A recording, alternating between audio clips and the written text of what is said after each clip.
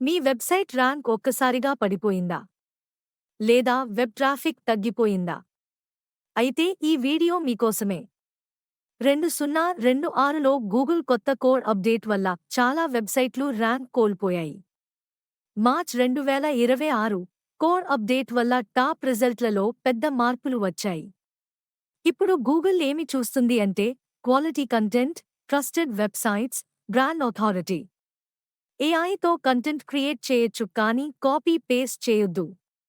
Copy paste AI content పెడితే penalty వస్తుంది. Google ఇప్పుడు హ్యూమన్ వాల్యూ ఉన్న కంటెంట్ మాత్రమే ర్యాంక్ చేస్తుంది. వెబ్సైట్ స్పీడ్ ఇప్పుడు చాలా ముఖ్యం. స్లో వెబ్సైట్ అంటే ర్యాంకింగ్ తగ్గుతుంది. Fast loading, mobile friendly, smooth user experience తప్పనిసరి.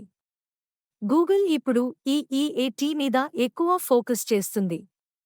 మీ కంటెంట్లో రియల్ ఎక్స్పీరియన్స్ చూపించాలి. కీవర్డ్ కాదు, యూజర్ ఇంటెంట్ ముఖ్యం. యూజర్కి కావాల్సిన ఆన్సర్ ఇవ్వాలి, అప్పుడే గూగుల్ ర్యాంక్ ఇస్తుంది. గూగుల్ ఇప్పుడు ఏఐ ఆన్సర్స్ చూపిస్తోంది, కావున వెబ్సైట్ క్లిక్స్ తగ్గిపోతాయి. కాబట్టి మీ కంటెంట్ డైరెక్ట్ ఆన్సర్లా ఉండాలి. లోకల్ బిజినెస్లకు ఇది మంచి అవకాశం. గూగుల్ లోకల్ రిజల్ట్స్ ఎక్కువ చూపిస్తోంది కాబట్టి గూగుల్ బిజినెస్ ప్రొఫైల్ మరియు రివ్యూస్ చాలా ఇంపార్టెంట్.